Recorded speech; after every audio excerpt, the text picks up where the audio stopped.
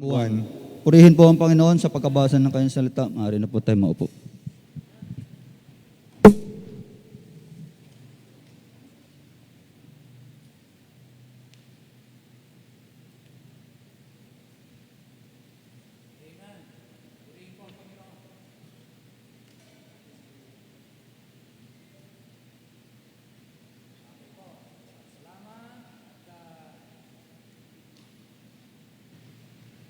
Well, ang atin pong pagpe-pray po natin ito, no?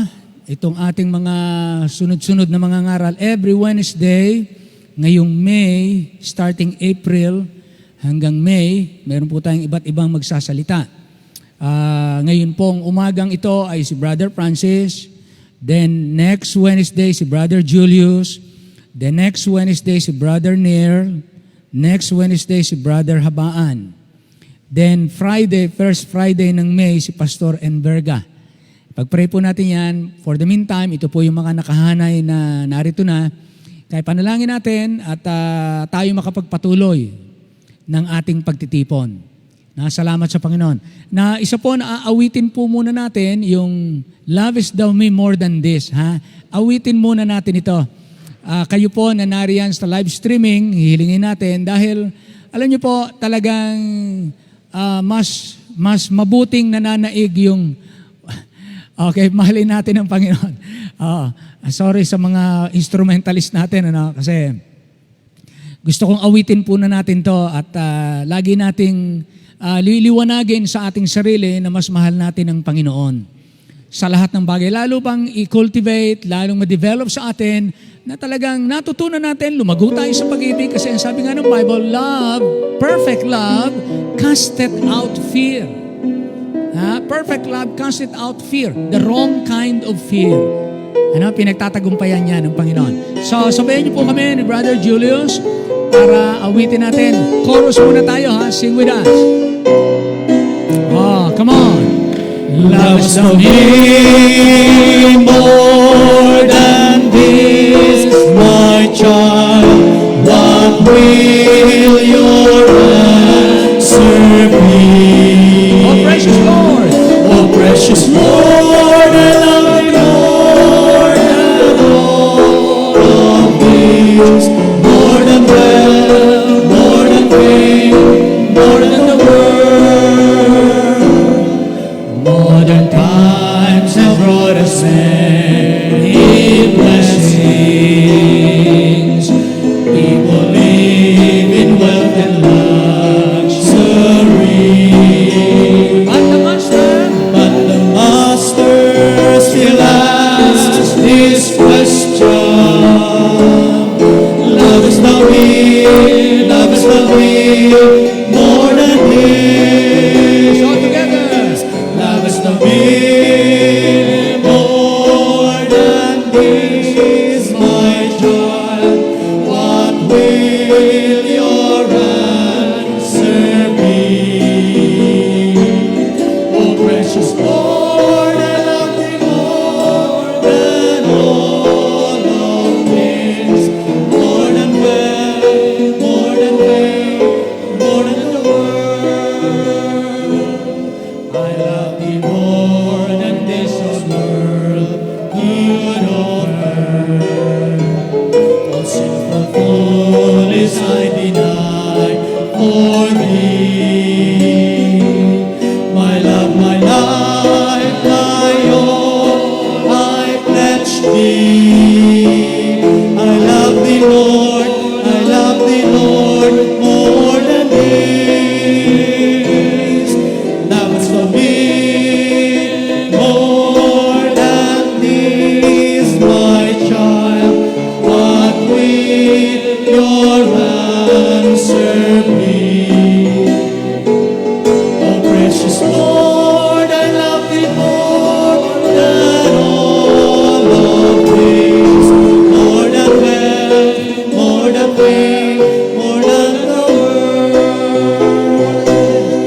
More than wealth, more than fame, more than the world. Amen. All the people say amen? Yan po ang mahalaga nating maging totoong-totoo sa atin. Ano? Yung mahalin natin ang Panginoon ng ating buong puso. Na tayo po ay magbibigay ng ating pagkakataon na mapakinggan muli ang salita ng Diyos. Ano? Salamat po sapagkat tayo ay nakakatuwang sa ating mga frontliners. Mamaya po mag-report tayo, magpakita tayo ng kaunting video clip, pictures, marahil na ipapakita yung mga natuwangan natin as a church. No, meron lang tayong ilang mga kapatid na humahayo, but they are not there for their own name. Sila po ay naglilingkod in the name of the church. Kaya sabi ng Bible, to Him be glory in the church. Amen? Salamat po sa Panginoon. Na tayo po tumayong lahat, welcoming po natin ang ating mga ngaral sa umagang ito. Bless po tayo ng salita ng Diyos. Narito po ang ating kapatid. He's a doctor, Brother Francis Arsiaga. Brother Francis, will you please come, kapatid?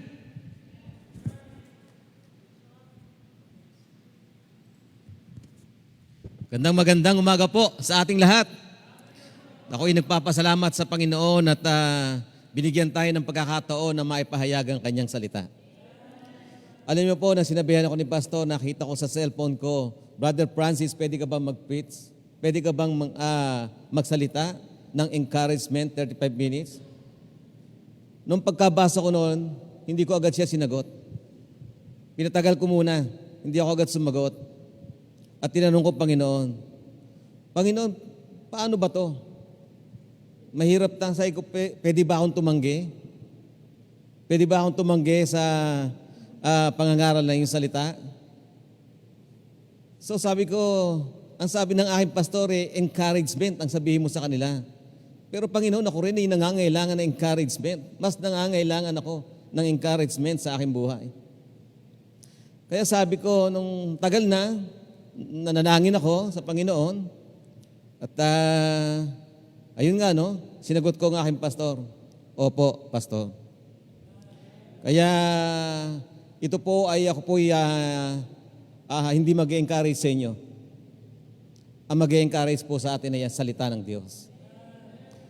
Kaya po kanina tuwan-tuwa ako nung makita ko po ang awiting kanina na ganda. Nakita ko doon na sabi doon, some through the waters, some through the flood, some through the fire. At ang pinakamaganda yung huli, but all through the blood. Napakaganda, di po ba? Ang iba'y nalilinis sa tubig, di ba? Ang iba, ang akala nyo yung flood, masama, minsan nakakalinis yan. At lalo na po, ang dumadalisay sa ginto ay apoy. Ngunit ang lahat ng tunay na naglilinis ay ang dugo. Tama po ba? Tama po, di ba? Kaya nga po ating buksan ang ating mga Bible sa 1 Peter chapter 1 verse 18 and 19. 1 Peter chapter 1 verse 18 and 19. Ganito po ang sabi sa 1 Peter 1:18-19. For as much as ye know that ye were not redeemed with corruptible things, as silver and gold from your vain conversation, received by tradition from your fathers. 19, but with the precious blood of Christ, as of a lamb, without blemish and without spot.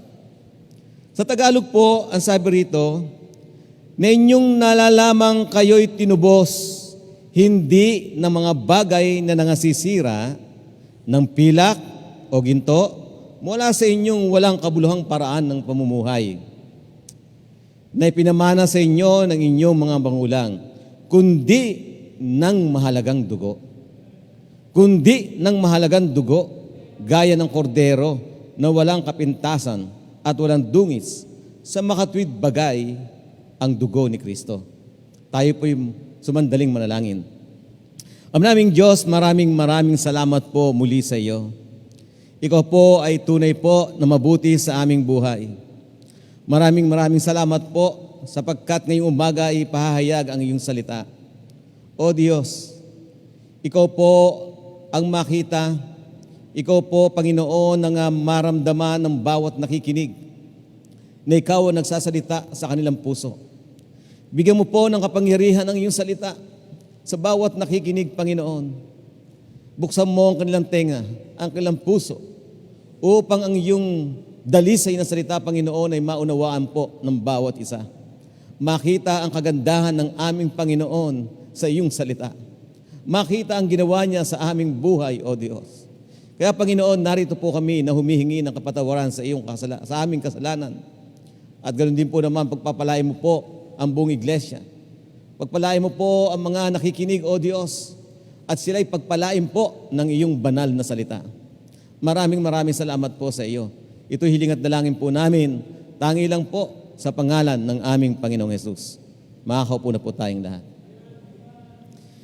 Kaya sabi po rito sa unang Pedro 1:18-19, na inyong nalalaman na kayo'y tinubos hindi ng mga bagay na nangasisira. Ang sinabing pagkatubos dito ay pagkatubos ng ating kaluluwa. Hindi daw ng pilak o ginto mula sa inyong walang kabuluhang paraan ng pamumuhay na ipinaman sa inyo ng inyong mga magulang, kundi ng mahalagang dugo gaya ng sa kordero na walang kapintasan at walang dungis. Sa makulid bagay, ang dugo ni Kristo. Ang ibig sabihin lang po ng talatang ito na sinasabi sa Bible, ang katubusan ng ating kasalanan ay hindi kayang bayaran ng gintuman o pilak o $1,000,000 man. Hindi kayang bayaran. Kahit na nga po, pagsamasamahin ng yaman ng buong mundo, hindi sasapat upang bambayad sa ating kaluluwa. Kaya nga sabi ng isang talata sa Bible, what shall it profit a man if he gain the whole world and loses his soul? Walang papakinabangin ang tao na mapasa kanya ang buong sanlibutan, mapasa kanya ang lahat ng yaman ng mundo at mapahamak ang kanyang kaluluwa. Walang papakinabangin. Bakit po? Natatapos ang buhay sa lupa. At kung ikaw ay pupunta sa impyerno, abay, magpasawalang hanggang dusa ang iyong dadanasin. Mabuti pa ang walang hawak na pupunta sa langit. Di po ba? Kaya nga po, ibig sabihin lamang po, walang katapat na halaga. Walang halaga na pwedeng pantubos sa kaluluwa ng isang tao. At sinasabi rin dito sa talata, hindi rin po ito nanggagaling sa ating mga magulang o sa ating ninuno. Hindi po ito namamana. Ang kaligtasan, ang katubusan ay hindi namamana sa ating magulang. At hindi rin po ito napapalitan ng ating mabubuting gawa. Hindi pwede po na ang mabuting gawa ay ipamamalit natin sa ating kasalanan. Hindi po. Bagamat ang mabuting gawa ay maganda, mabuti, hindi masama ang mabuting gawa, pero kung sasabihin mo sa Diyos, o Panginoon, pupunta ako sa langit dahil sa aking ginawang mabuti, abay nagkakamali po tayo. Nagkakamali po tayo. Sapagkat pag gano'n ang sinabi mo sa Panginoon, ang sasabihin niya sa iyo, ang iyong mga mabuting gawa ay isang tulad lamang na isang maruming basahan. Kaya ibig sabihin lang po, na walang katubusan sa anumang paraan ng ating kaluluwa maliban sa dugo ng ating Panginoong Hesus. Redemption of our soul from sin is through the precious blood of Christ only. Wala na pong iba. Doon lang po kaya po ang sabi dito sa Hebrews 9:22. Ano sabi sa Hebrews 9:22? And almost all things are by the law, purged with blood, and without the shedding of the blood, there is no remission. Sa Tagalog, at ayon sa kautusan ay halos masasabi kong lahat na ang mga bagay ay nalilinis ng dugo at maliban sa pagkabuhos ng dugo ay walang kapatawaran. Tama po? Walang kapatawaran. Kailangan may nagbuhos ng dugo. Kaya tayo ngayong umaga po, ang pag-uusapan po natin about the blood. Alam na po natin ang blood, di po ba? Sabi nga rito sa Leviticus 17:11. Ano po sabi sa Leviticus 17:11? Tingnan po natin. For the life of the flesh is in the blood. Naniniwala po kayo? For the life of the flesh is in the blood. I have given it to you upon the altar to make an atonement for your souls, for it is the blood that maketh atonement For the soul. Sa Tagalog, sapagkat ang buhay ng laman ay nasa dugo. Ano mang laman? Laman ng hayop o tao man, ang kanyang buhay ay nasa dugo. Tama po ba? At aking ibinibigay sa inyo sa ibabaw ng dambana upang itubos sa inyong mga kaluluwa, sapagkat ang dugo ay siyang tumutubos dahil sa buhay. Tama po, ang pantubos sa ating kasalanan, sa pantubos sa ating kaluluwa, ay kailangan na may dugo na nanggaling sa buhay. Tama po ba? Kaya nga po sa Bible, the word blood was mentioned in the Bible 475 times in about 375 verses. Ang dugo po ay napakahalaga sa bawat isa po sa ating lahat para tayo mabuhay. In fact, kung mawawalan ka ng dugo, ng mga kalahati o 2/3 ng iyong blood, mamamatay ka. You know, the average amount of our blood, the adult blood, is 4 to 6 liters only. 4 to 6 liters. Kaya kung mababawasan yan ng kalahati, mamamatay ka. Ikaw po ay, ngayon po ay napakarami pong ospital o tao ang nangangailangan ng dugo. At ang iba ay wala nang makuha. Kaya nga po, marami pong sa ospital na namamatay dahil sa kawalan ng dugo. Kaya po, ang iba naman po ay nahihilo pag nakakita ng dugo. Natatakot sa dugo. Di ba? Ang iba ay nahihimatay pag nakakita ng dugo. No? Ngunit po, ang dugo po ay napakahalaga sa ating katawan. Alam nyo ba ang dugo? Ito ang nagbibigay ng kulay sa inyong balat, sa inyong labi, sa talukap ng inyong mata. Yan ang nagbibigay ng kulay. Pag pinisa mo to, lalabas sa kuko mo ang pinkish color. Yan po ay dugo. Siya ang nagbibigay ng kulay. Kaya nga pag namatay ang isang tao, ano tingin nyo? Di ba maputla? Maputlang maputla. Dahil wala na ang kanyang dugo. Kaya nga po, ang buhay ng tao o ang buhay ng laman ay nasa dugo. Ngunit ang pag-uusapan po natin ngayon ay ang pinakamahalagang dugo. Yun po ang pag-uusapan natin ngayon. Pinakamahalagang dugo. Dugong walang dungis. Dugong walang bahid ng kasalanan. Malinis. Ito'y dugong walang katulad sapagkat ito'y dugong banal. Sino po ba sa atin makapagtataas ng kamay na siya ay merong dugong banal? Meron ba? Meron ba sa ating may dugong banal? Wala po. Wala po sa atin nag-aangkin o sa mandako ng mundo na mayroong dugong banal. Di ba? Doon sa mga kaharian, ano tawag doon sa dugo nila? Royal blood. Bughaw na dugo. Di ba? Pero yung dugong banal, walang nag-aangkin ng ganon. At ang dugong banal na ito ay kailangan ng bawat tao magmula pa ng una, ngayon at sa darating pa. At ang dugong banal na ito ay walang iba kundi ang dugo ng ating Panginoong Hesus. Siya lamang po ang nag-aangkin ng dugong banal. Wala na pong iba. At tatalakayin po natin na ano nga ba meron sa dugong banal? Ano bang kapangyarihan meron ang dugong ito? Kaya ito po, aalamin po natin, ano bang kapangyarihan meron ang dugong ito? Kaya nga sabi po, the power of the blood of Christ has provided anything you need. Anything you need. The blood of Christ has provided anything you need, anything we need to live a life of victory. Pinrovide ng dugo ni Jesus. As Christians, we know about the blood of Jesus. We also know the life of the flesh is in the blood. We sing a song about the blood. Katulad kanina, kinanta natin, di ba? Alam natin ang mga kanta, ang mga song about the blood. Alam niyo ba yun, mga awitin patungkol sa dugo ni Kristo? Palagi ko, alam niyo yan. Di ba? Pwede ba natin subukan? Kung alam natin pag ako'y umawit, kayo kung ano ang kasunod? Pwede ba yan, church? Tingnan po natin, hindi ko alam kung tama ang aking tono. Baka mamaya sintonado.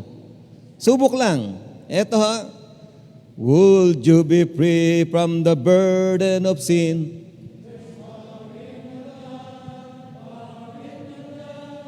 Would your evil a victory win? Wow! Amen! Talagang alam natin ang patungkol sa awitin. Ito pa isa. What can wash away my sin?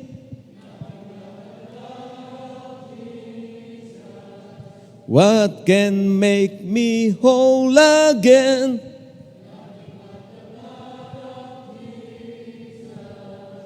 Alam na alam po natin ang mga awitin. Ito bang isa, alam nyo po rin to? Kasi ito kanina hindi ko malaman ang tono. Pero pipilitin natin. Have you been to Jesus for His cleansing power? Are you washed in the blood of the Lamb? Are you fully trusting in His grace? These are. Amen! Alam na alam po natin pagpatungkol sa dugo ni Jesus. We also remember the blood in our Lord's Supper. Inaalala natin ang kahalagahan, ang kapangyarihan ng dugo sa ating mga blood, sa ating Lord's Supper. Tingnan po natin sa 1 Corinthians 11:24-25. Tingnan po natin sa ating Bible. 1 Corinthians 11:24-25. Ano po sabi rito? 1 Corinthians 11:24 and 25. Ito, basahin natin sa Tagalog. At nang siya'y makapagpasalamat, ay kanyang pinagputol-putol at sinabi, ito'y aking katawan na pinagputol-putol dahil sa inyo. Gawin niyo ito sa pag-alaala sa akin. 25. At gayon din naman, hinawakan ng saro, pagkatapos na makahapon na sinasabi, ang sarong ito ay siyang bagong tipan sa aking dugo. Gawin ninyo ito sa tuwing kayo'y magsisinom sa pag-alala sa akin. Inaalala po natin ang dugo sa ating Lord's Supper. Ito'y dugo ng ating Panginoon. Ngayon, ang big question is, ganito ang tanong. Itong napakalaking tanong sa bawat isa po sa atin. How many of us know how deep it is power? Alam ba natin kung gaanong kalalim ang dugo, ang kapangyarihan ng dugo ng ating Panginoon? And how many of us know what the blood of Jesus can do to your life? Ano ba ang magagawa ng dugo ni Jesus sa inyong buhay? And most of all, how many of us use it and apply it in our daily life? Are we applying the blood of Jesus in our daily life? Ito ba ay ginagamit natin sa ating pang-araw-araw na pamumuhay? Brothers and sisters, alam natin na ang Diyos ay pag-ibig. Amen? Alam natin, ang Diyos ay pag-ibig. God is love. And the greatest expression of His love toward us is through the blood of Jesus Christ. That love of God through the blood of Jesus covers every need of man. It covers everything. Ang lahat ng pangangailangan ng tao ay nakapaloob na sa dugo ni Kristo. And when you apply that blood, that love of God in your life, you will experience the outpouring of its power. It is love through the blood of Christ that create a barrier between us and the works of the devil. Ang dugo ni Jesus po ang siyang naglagay ng hadlang sa atin at sa gawa ng kadiliman. Di po ba? Yan po ay kapangyarihan na pinakikita ng dugo ni Kristo. Nang nagmula nang siya'y tanggapin mo sa iyong puso, ang dugo ni Jesus ay naglagay na ng hadlang sa gawa ng kadiliman at sa atin. Ano nga ba ang ginawa ng kapangyarihan ng dugo ni Jesus sa ating buhay? Number 1, nagkaroon tayo ng katubusan sa pamamagitan ng dugo ni Kristo. Ephesians 1:7, ano sabi sa Ephesians 1:7? In whom we have redemption through His blood, the forgiveness of sins, according to the riches of His grace. Sa Tagalog, na sa Kaniya ay mayroon tayo ng ating katubusan sa pamamagitan ng Kaniyang dugo, na kapatawaran ng ating mga kasalanan ayon sa mga kayamanan ng kanyang biyaya. Pansinin niyo to, mayroon tayo ng ating kadubusan. Paanong nangyari yon? Nakasanla ba tayo at tayo tutubusin? At kanino tayo nakasanla? Sino bang may-ari sa atin? Dati ba siya ang may-ari sa atin, tapos nawala tayo sa kanya, tapos ibabalik niya tayo sa kanya, tayo tutubusin, bibilhin? Paano nangyari yon? Ang tinutubos po dito sa atin, di ba, yung mga nakasanla? Pag nakasanla, tinutubos. Di po ba? O binibili yung hindi sa iyo. Di ba? Kung gusto mong mapa sa iyo, kailangan bilhin. Tama po ba? Tingnan natin paano nangyari na tayo ay kailangan tubusin. Tingnan natin dyan sa Genesis 2:16. Genesis chapter 2, 16 and 17. Genesis 2, 16 and 17. Ano sabi dito? And the Lord God commanded the man, ang sinasabing man dito si Adam. And the Lord God commanded Adam, saying, of every tree of the garden, thou mayest freely eat. Pwede mong kainin lahat ng tree of the garden, thou mayest freely eat. Pero may sabi ng Panginoon, but of the tree of the knowledge of good and evil, thou shalt not eat of it. For in the day thou eatest thereof, thou shalt surely die.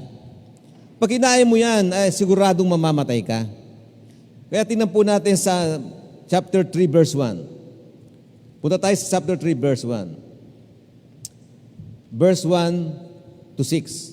Sabi rito, now the serpent was more subtle than any beast of the field. Ano yung subtle? Tuso.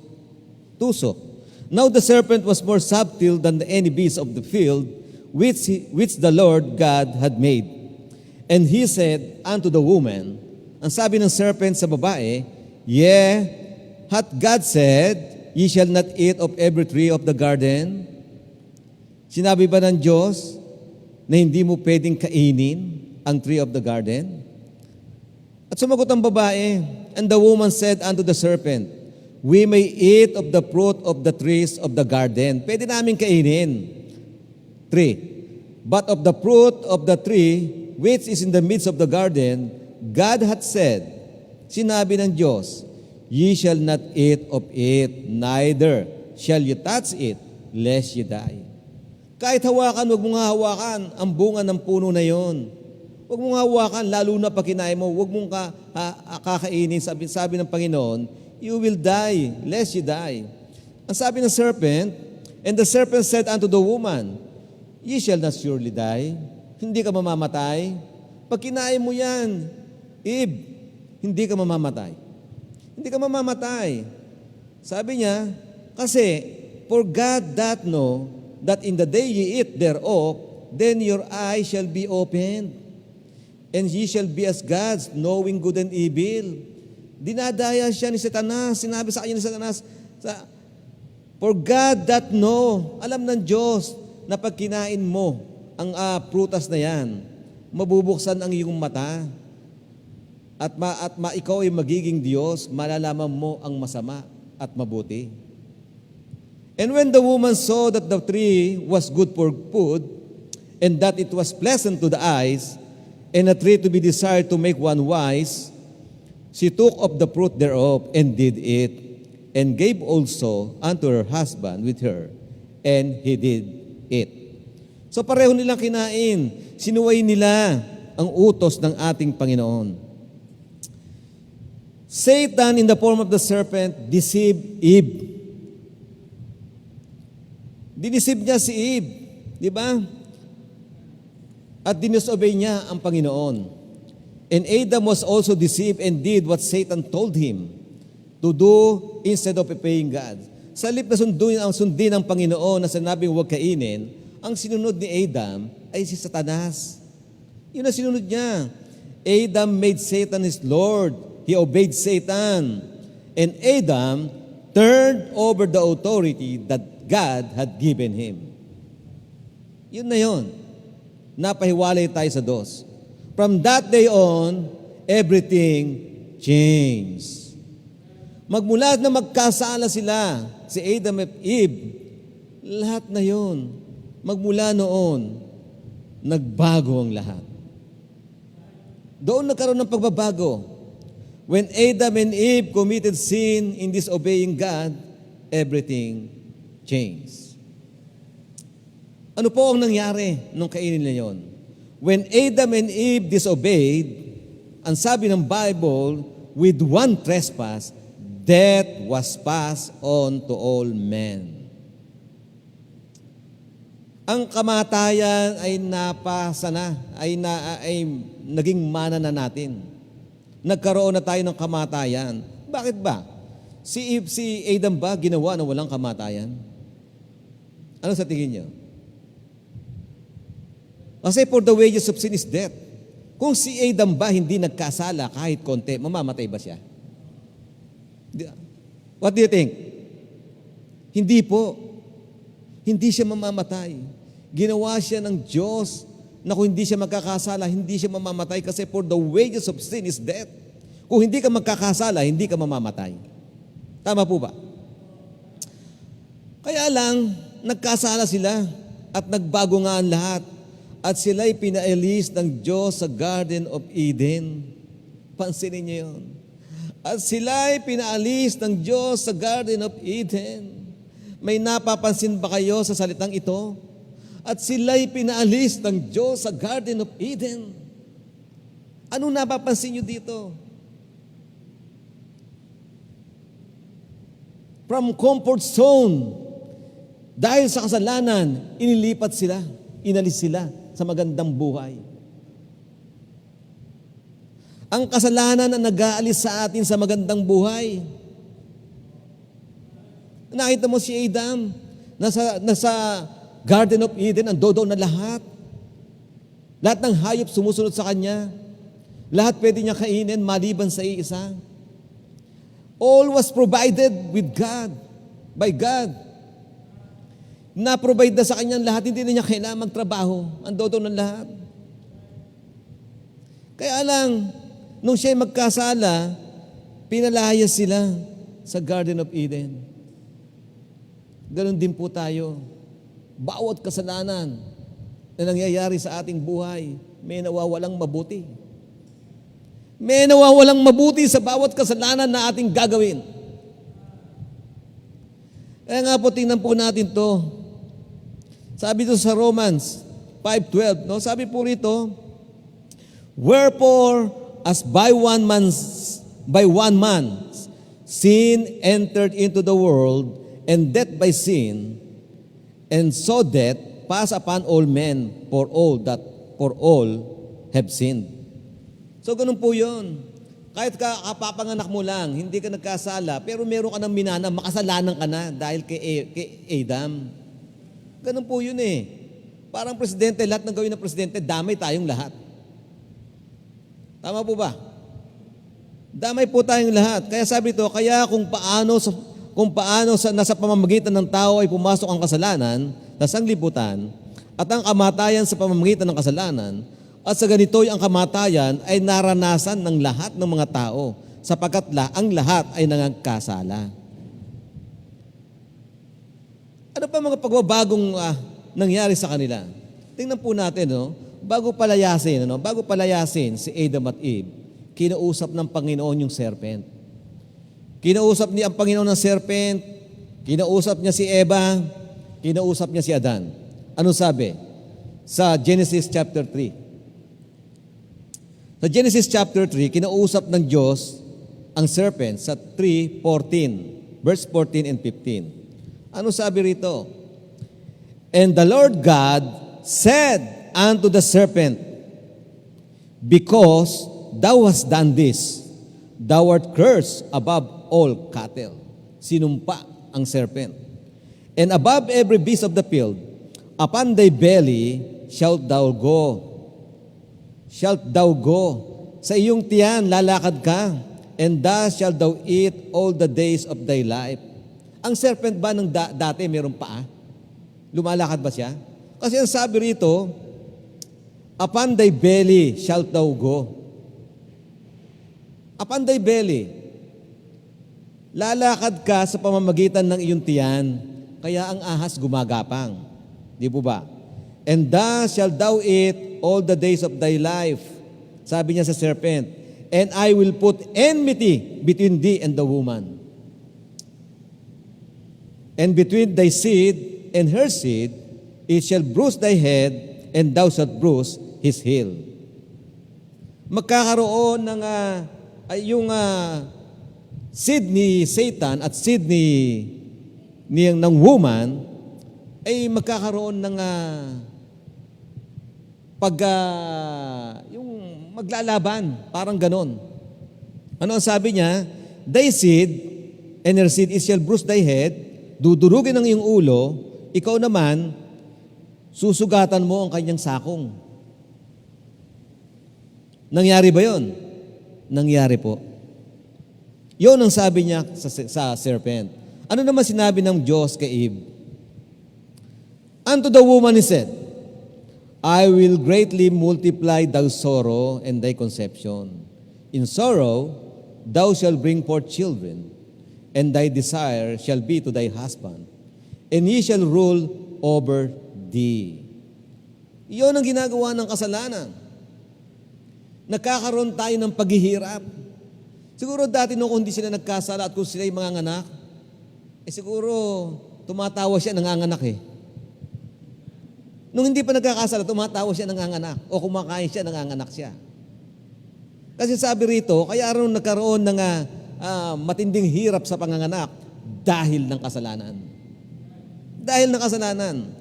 At sabi, and unto Adam, he said, sinabi naman ng Diyos kay Adam, because thou hast hearkened unto the voice of thy wife, and hast eaten of the tree of which I commanded thee, saying, thou shalt not eat of it. Cursed is the ground for thy sake, in sorrow shalt thou eat of it all the days of thy life. Thorns also and thistles shall it bring forth to thee, and thou shalt eat the herb of the field.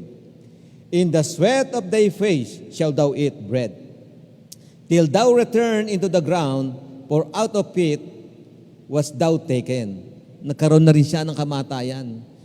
Sabi rito, till thou return unto the ground, babalik ka sa lupa dahil doon ka rin nang galing sa alabok.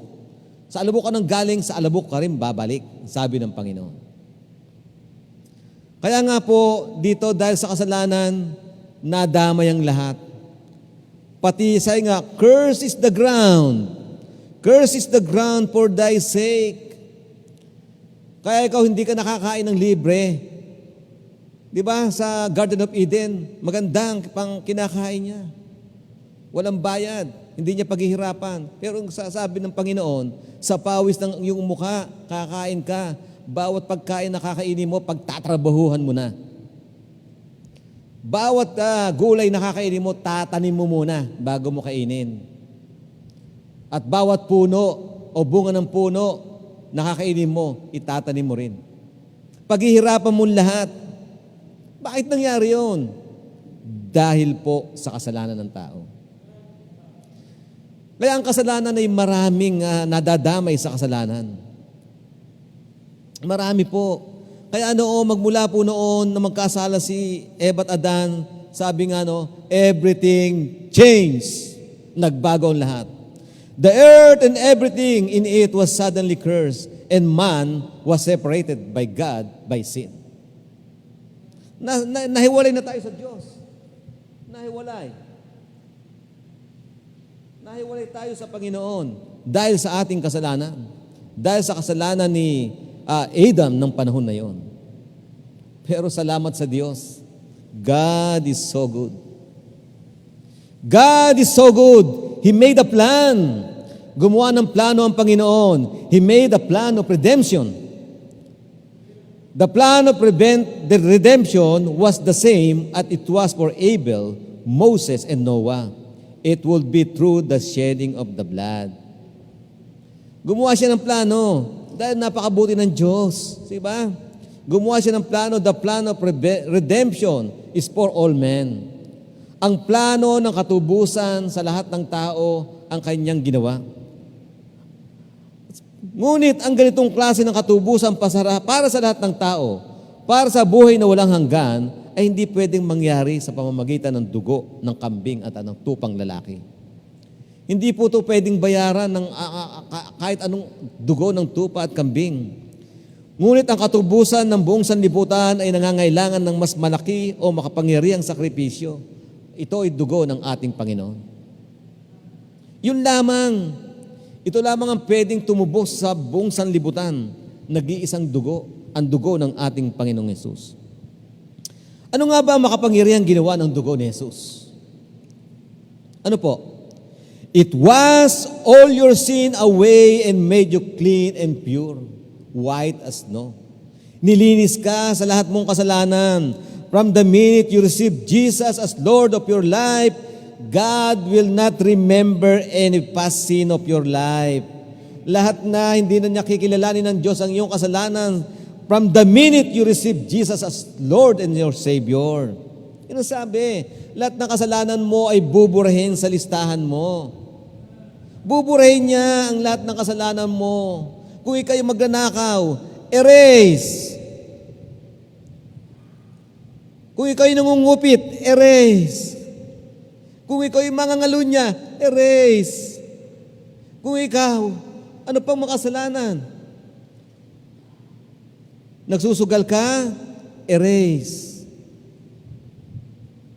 Tumataya ka sa loto, erase. Lahat ng binurahan, lahat ng kasalanan mo, nangangalunya ka, erase. Mainggitin ka, erase. Buburahin ang lahat ng iyong kasalanan the minute na tanggapin mo ang ating Panginoong Hesus. Ang sabi ng Panginoon, God will not remember our sin no more. He will remember our sin no more. Hindi na niya aalalahanin pa ang ating lahat ng kasalanan. Ganon ka-powerful ang dugo ng ating Panginoon. There's power in the blood of Christ. Ang maganda pa, hindi mo na siya kailangang bayaran pa. Ito ay libre, walang bayad. At ito ay hindi sa iyong sarili. Wala kang part dito. At ang maganda mong gawin, masaya mo na lang tanggapin ang ating Panginoong Hesus. Tanggapin mo ang ating Panginoon ng masaya sa iyong puso, sapagkat ang nireregalo niya sa iyo ay libre. Tanggapin mo si Jesus ngayon sa iyong puso at gawin mo siyang Panginoon ng iyong buhay. Ano pa mangyayari pag tinanggap mo ang ating Panginoon? Aside from being redeemed from sin, the blood also set us free from the curse. Palalayain ka pa sa sumpa. Kaya sino man ang kumilala sa ating Panginoon, palalayain ka sa sumpa ng kasalanan. Galatians 3:13, basahin po natin. Christ hath redeemed us from the curse of the law, being made a curse for us, for it is written, Cursed is everyone that hangeth on a tree. Sa Tagalog, sa sumpa ng kautusan ay tinubos tayo ni Kristo na naging sumpa sa ganang atin, sapagkat nasusulat, sinusumpa ang bawat binibitay sa punong kahoy. Yung palang binibitay sa punong kahoy, sinusumpa. Kaya nga sabi, pag ikaw daw ay nanampalataya kay Jesus, aalisin ang sumpa. Aalis ang sumpa. Kanino mapupunta ang sumpa? Kanino mapupunta? Kung inalis ang sumpa sa iyo, kanino mapupunta ang sumpa? Kay Jesus. Sa Kanya mapupunta ang sumpa na para sa iyo, para sa akin, mapupunta kay Jesus. At siya yung ibinitin doon. Siya yung ibinitin. Ibinitin si Jesus doon. Dahil sa sumpa ng kasalanan sa iyo, ibinigay kay Jesus, kaya siya ang binitin. Siya yung pinako, siya yung sinapit sa puno. Dahil natin. Tama mo yun? Dahil sa ating kasalanan, siya yung nabitin doon at siya ay sinumpa. Sabi ito, sinusumpa ang bawat binibitay sa punong kahoy. Pambihira. Inalisan sumpa sa iyo, binigay sa kanya. Tapos siya yung sinumpa. Siya yung binitay. Siya yung pinako sa krus. Yun po yun. Ano pang ginawa? Ano pang ibang ginawa ng dugo ni Jesus? At ano ba ang sumpa ng kasalanan? Ang sumpa ng kasalanan po ay kamatayan. Yun po ang aalisin ni Kristo sa iyo. Mga sakit na nakakahawa, ang poverty, ang kahirapan, ang mga kakulangan, ang depression. Ano yung depression? Napakaraming depressed ngayon dahil sa nangyayari sa buhay natin ngayon.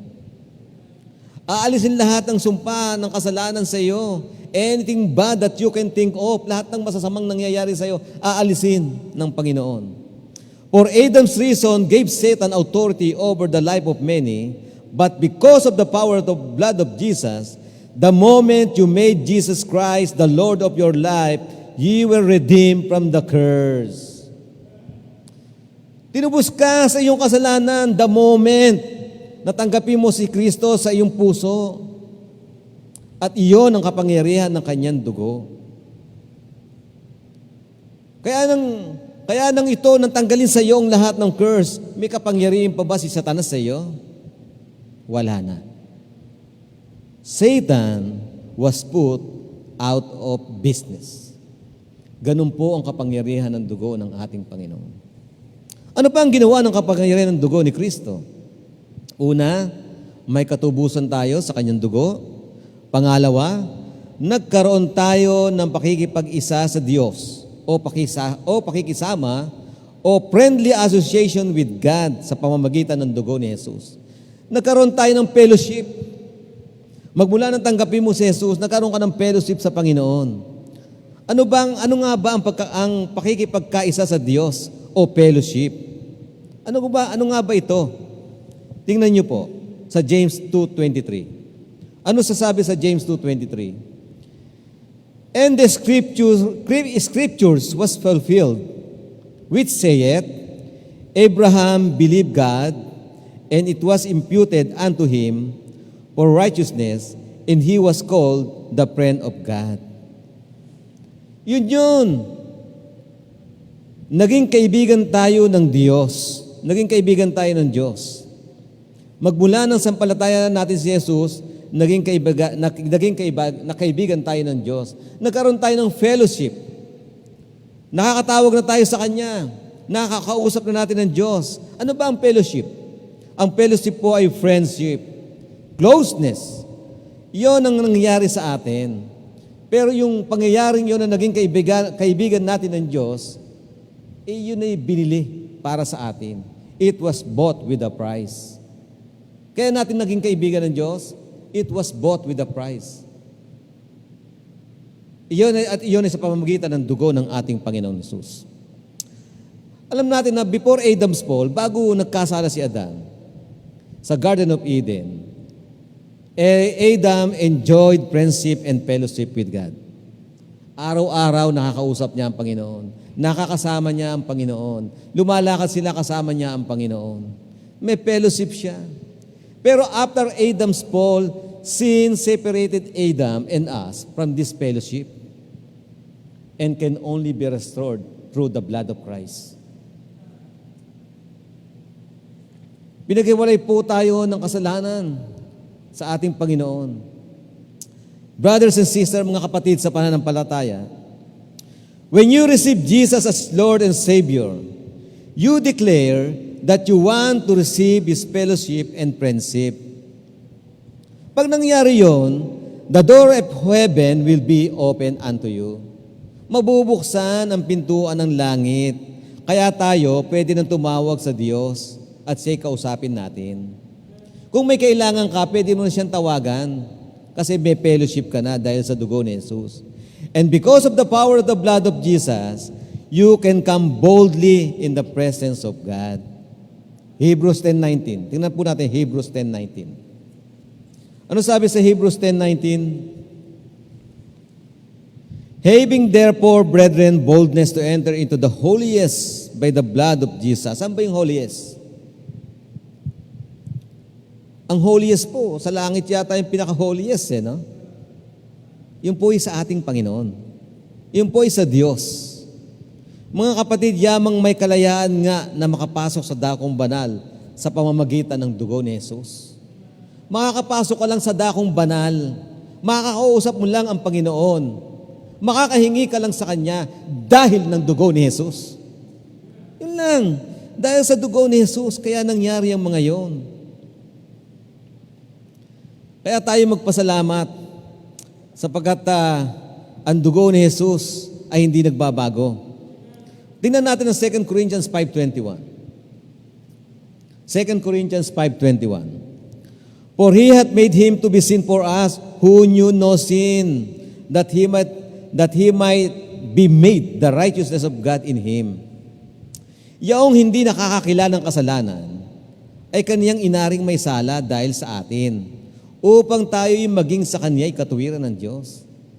Biro mo, si Kristong hindi nakakakilala ng kasalanan, ginawang makasalanan dahil sa atin. Siya ang umako ng ating kasalanan. At dahil doon, yun ang tiningnan ng Diyos na katuwiran upang tayo tanggapin sa langit. Christ actually did not become a sinner, for He remained the spotless Lamb of God. But Christ did take our sin upon Himself, and God the Father made Him the object of His judgment. Dahil doon sa ating pagsalansang, kinuha ni Jesus ang ating kasalanan. At kaya yung galit ng Diyos, halip na mapunta sa iyo, ang galit niya napunta kay Jesus. Yung judgment niya napunta kay Jesus, kaya si Jesus ang ipinako sa krus. Yun ang power ng blood of Christ. Kaya, tignan nyo, napakahiwaga ng dugong banal. There is power in the blood of Christ. Ano pa po ang ginawa ng dugo ni Jesus? Una, nagkaroon tayo ng katubusan.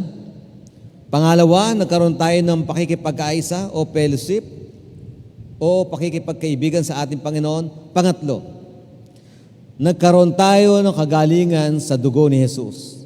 Healing through the blood of Christ. Healing through the blood of Christ. Isaiah 53:5.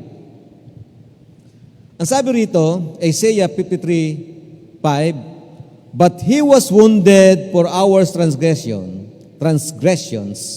He was bruised for our iniquities. The chastisement of our peace was upon Him, and with His stripes we are healed. Sa Tagalog, ngunit Siya'y nasugatan dahil sa ating pagsalangsang, Siya'y nabugbog dahil sa ating mga kasamaan.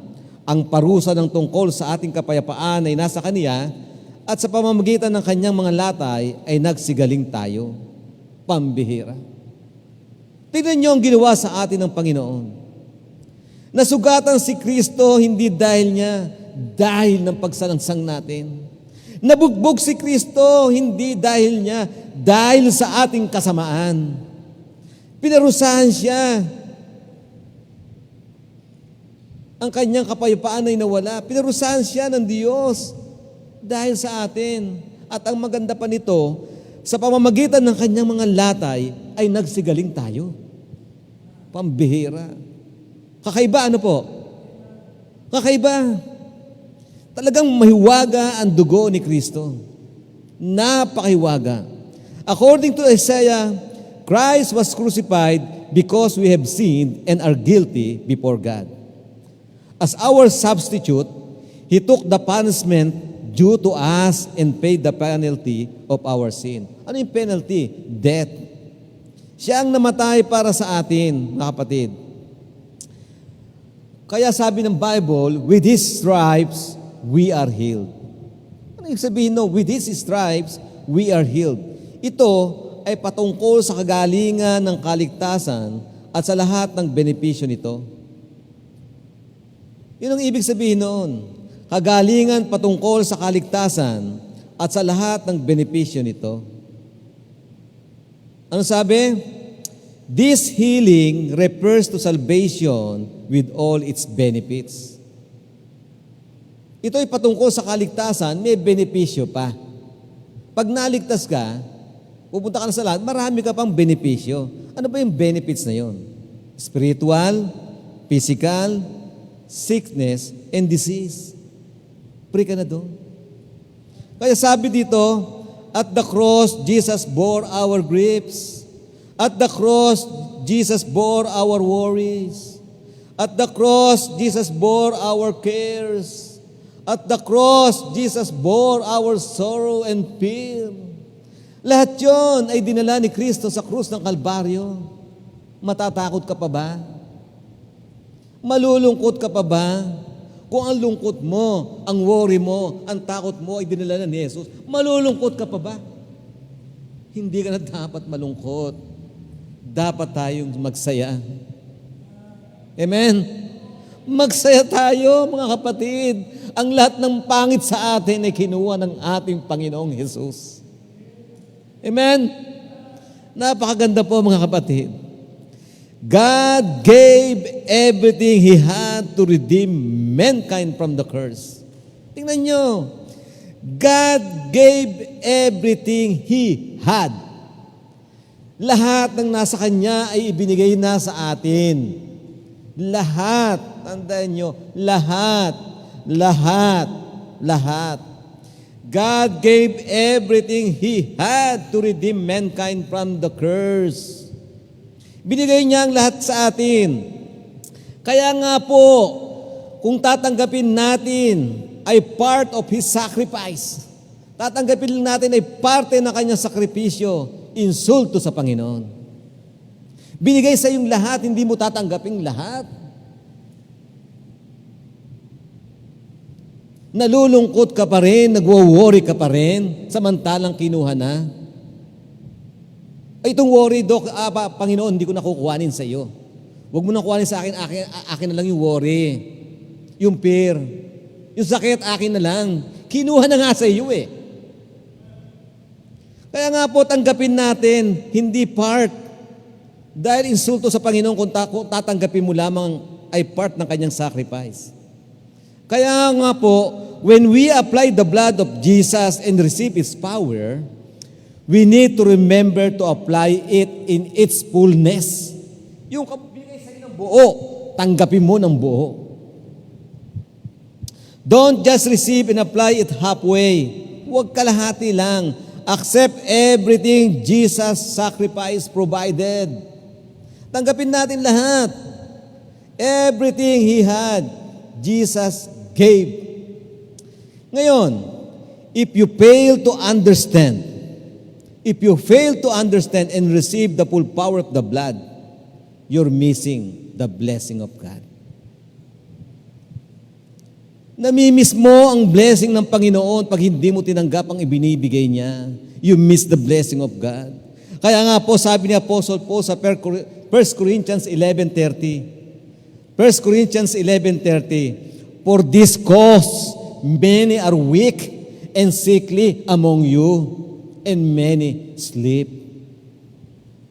For this cause, many are weak and sickly among you, and many sleep. Mga kapatid, accept all the benefits of salvation. Tanggapin natin ang lahat ng benepisyo ng kaligtasan. Sa Tagalog, dahil dito'y marami sa inyo ang mahihina at mga masasakitin, at hindi kakaunti ang nangatutulog. Claim the full potential of His blood. I-claim mo. Claim in full what God had provided for you. Claim it. Brothers and sisters in Christ, God gave everything. Binigay niya ang lahat sa atin. Accept the full potential of His blood and apply it in our daily life 100%. Hindi 70%, hindi 90%. Pag 90% na iwan doon ng heart attack, aatakihin ka. Kaya tanggapin mo lahat. Tanggapin po natin lahat the full potential of His power, the power of the blood. Kaya mga kapatid, sa pananampalataya kay Jesus, o mga nakikinig man dyan, o saan man nakikinig, if you need healing right now, kung kailangan mo ang kagalingan ngayon, sino man, if you need healing right now, kailangan nyo ba ang kagalingan ngayon? Kailangan ba natin ang kagalingan? Kung kailangan nyo ang kagalingan, here is Jesus. Here is the blood of Jesus. The blood of Jesus is free. Walang bayad. It's free without side effects. It will heal you completely. You don't need a doctor. You don't need a prescription. You don't need a medicine. And you don't need to pay for it. Sapagkat ito'y libre. The blood of Jesus provided everything we need. Na-provide na ng Panginoong Hesus ang lahat ng ating pangangailangan. Claim it. Paniwalaan mo lang. Paniwalaan mo. For without faith, we cannot please God. For without faith, we cannot please God. Kaya paniwalaan natin ang sinasabi ng salita ng Diyos. Paniwalaan po natin. Kaya nga, brothers and sisters, give to Jesus your worries. Give to Jesus your fears. Bigay mo sa Kanya ang takot mo, your cares. Bigay mo sa Kanya yung sorrow, your grief, your depression. Ngayon, napakarami sa maraming clinic ngayon depressed. Sa nangyayari sa buhay natin ngayon. Kung ikaw ay Kristiyano, hindi ka dapat ma-depress. Walang depression sa Kristiyano. Wala po. Kinuha na ni Jesus ang depression sa buhay mo. Kaya bigay natin lahat sa Kanya. Everything that is not good for you, give it to Jesus. And He will take care of you. Bahala sa atin ang Panginoon. Sumunod lang tayo. Sunod lang. Yun ang kailangan natin, obedience. Di ba may awit na obedience? Obedience is the key. Yun ang susi. Obedience. Ano pa po ang nagagawa ng dugo ni Jesus? And the blood of Jesus will heal you. Yun ang kapangyarihan ng dugo ni Jesus. Yun ang kapangyarihan ng dugong banal. Napakapangyarihan ng dugong banal. Ano pa ba ang kapangyarihan nito?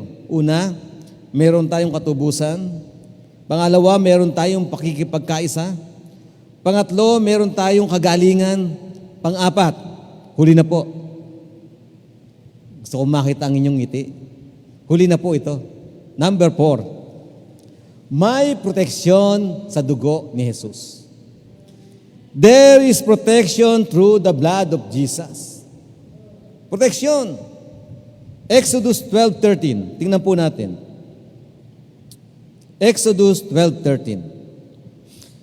And the blood shall be to you for a token upon the houses where ye are. And when I see the blood,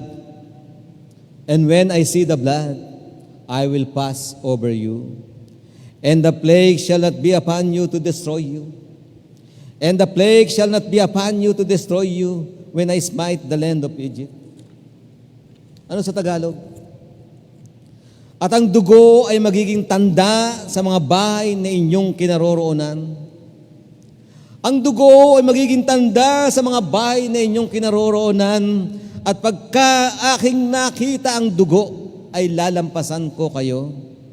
At walang salot na sa inyo, walang salot na sa inyo, napapatay sa inyo sa pananakit ko sa lupain ng Ehipto.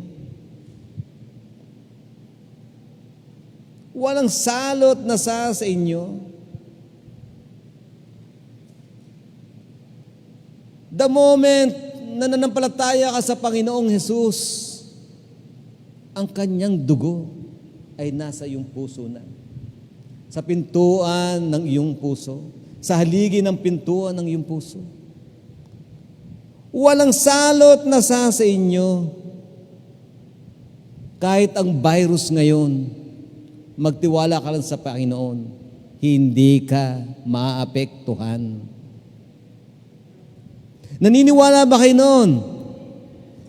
Walang virus na sa inyo'y papatay sa inyo, walang mananakit na virus sa inyo because you are protected by the blood of Christ. In Exodus, after 9 devastating plagues, Pharaoh still refused to let God peoples go. Di ba sa Egypt nagpadala ng 10 salot, 10 plagues, yung the waters become blood, nagkaroon ng plague of frogs, nagkaroon ng plague of lice, nagkaroon ng swamp of flies, napakaraming langaw. Sa dami ng langaw, yung katabi mo hindi mo makikita. Sa dami ng langaw, pambihira. Saan ang galing yun? Death of Egyptian cattle, pati mga hayop nagsingamatay. Plague of boils and blain, plagues of hail and fire, plague of locusts. Ewan ko kung dito nangyari yon, yung locust na yon. Kundi kinain natin yan. Pero hindi natin mauubos sa dami.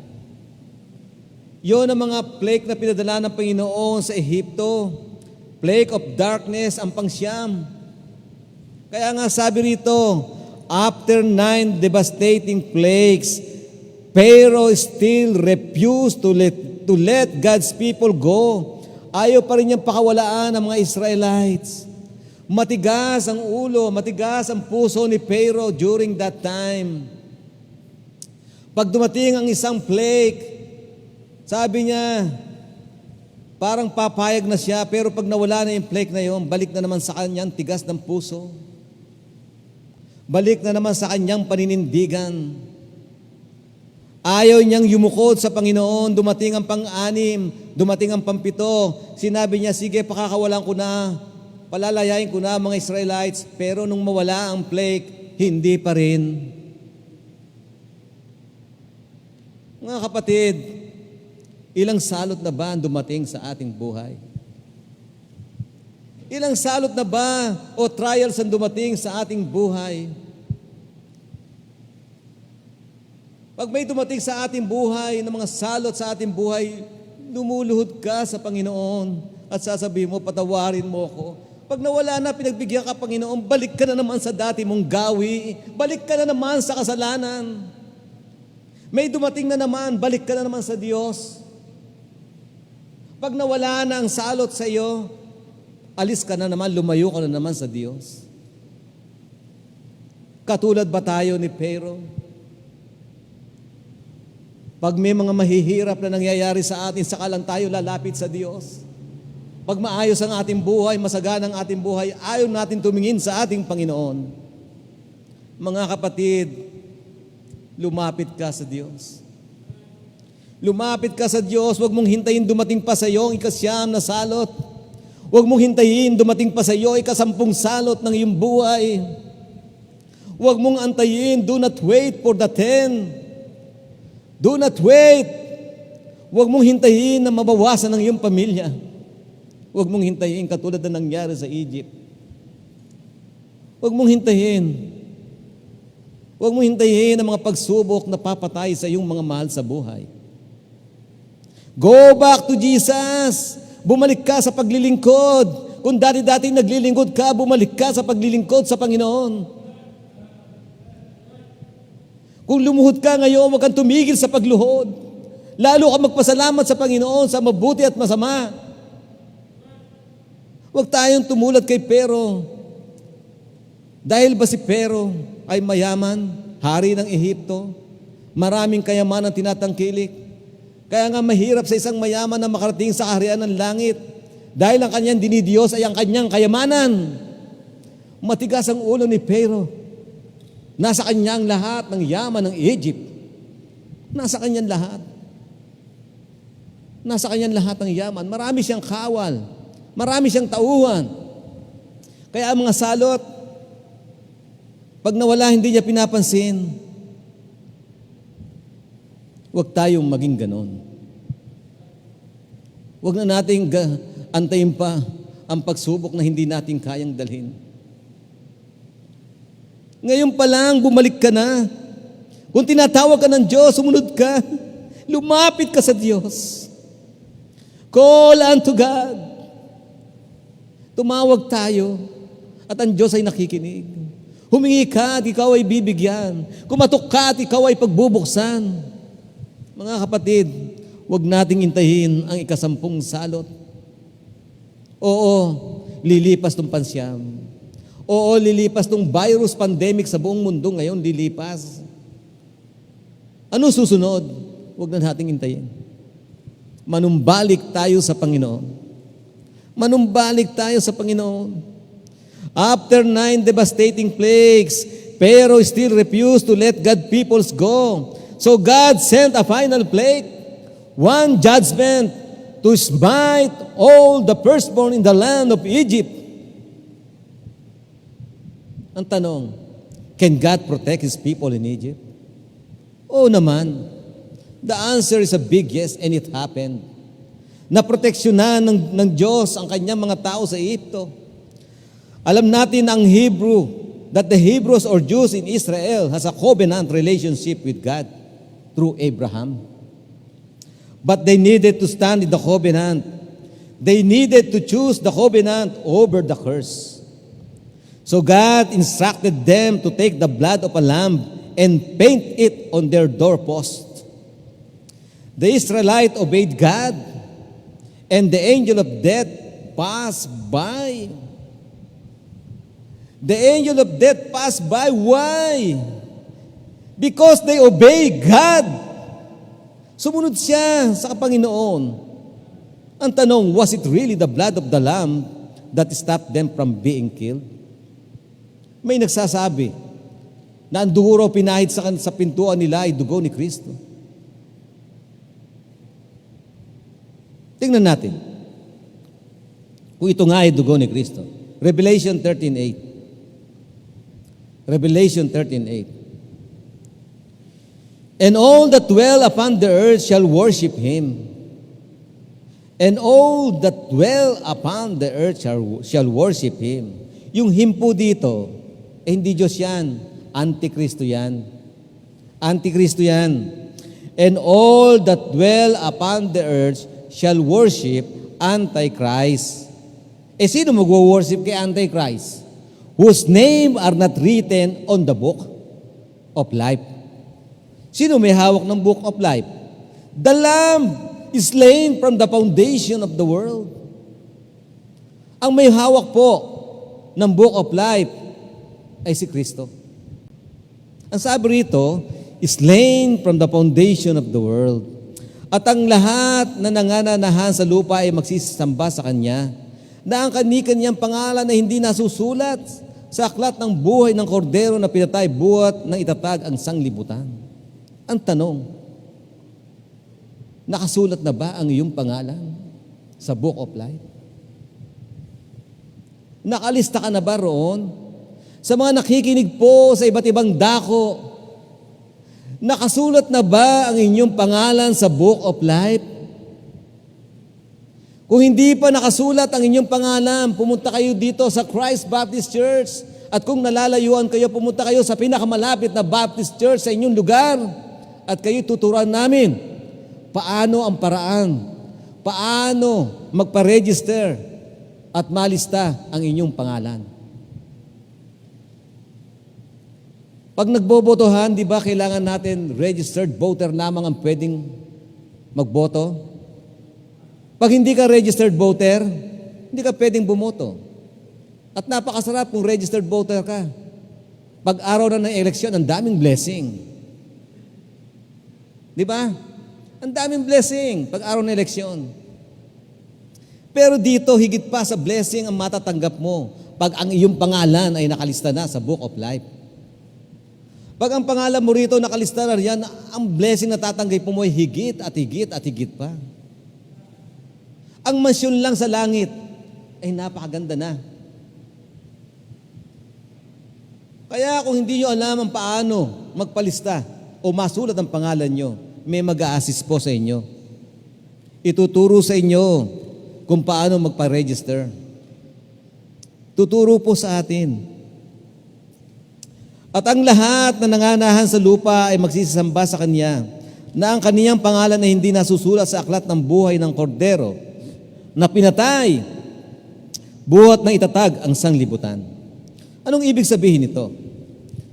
Ang sabi rito, the redemptive death of Christ for the salvation of humanity was decreed from the very beginning of the creation of the world. Na-proclaim na from the very beginning of the creation of the world. Pinagpasyahan na sa langit na isang araw, si Kristo ay mamamatay at tutubusin ang buong sanlibutan.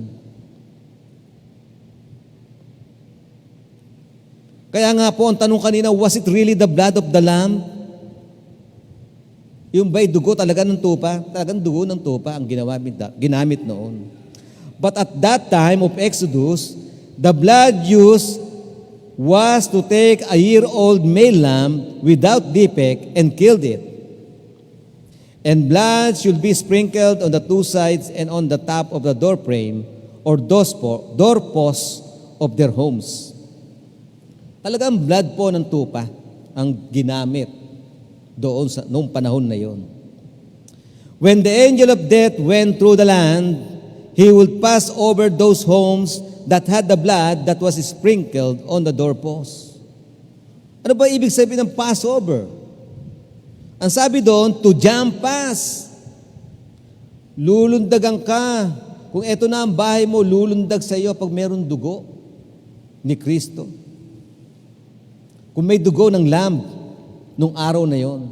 Pero sa ngayon, lulundagan ka ng kamatayan kung may dugo ka ni Kristo sa panahon natin ngayon. To pass by, lalampasan ka, or to spare. Thus, by the blood of the slain lamb, the Israelites were spared from the judgment of death that came to all Egyptian firstborn.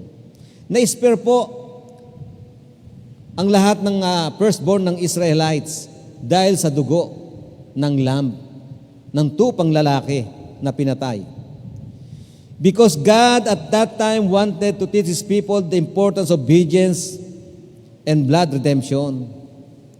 Noon pa man, at that time, tinuturo na ng Diyos ang importansya ng pagsunod at ang katubusan ng dugo. Bakit tinuturo na ang pagsunod at ang katubusan ng dugo? Thus preparing for the true Lamb of God who centuries later will come to take away the sins of the world. Preparation yun. Preparation yun na may darating talagang the true Lamb of God. May darating na true Lamb of God na siya mag-aalis ng lahat ng kasalanan ng buong sanlibutan. Tinuruan niya mga Israelites noon the importance of obedience and blood redemption. Siyempre, may faith na kasama yon. May pananampalataya sa Panginoon.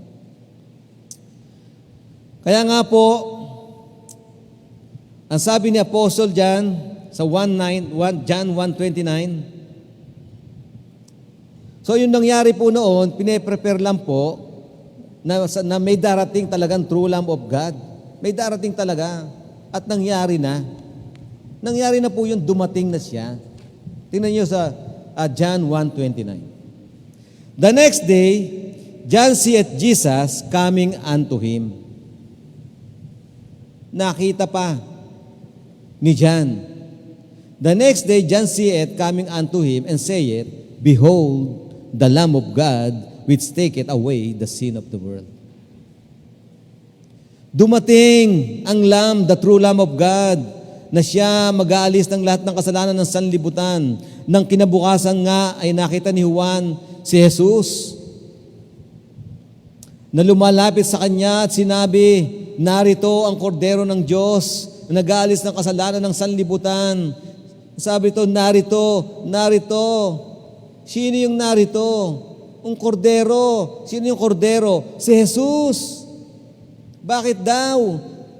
Alisin niya ang kasalanan ng sanlibutan. Si Jesus po, ang the true Lamb of God. Ang ginamit ng panahon, that was the Paschal Lamb. Ano nga po ang relasyon ng Passover to Jesus? Ano po ang relasyon? What is the relationship of the Passover and Jesus? The Passover contains rich prophetic symbolism that points toward Jesus Christ. Naglalaman ang Passover ng rich prophetic symbolism that tinuturo si Kristo. The New Testament Bible explicitly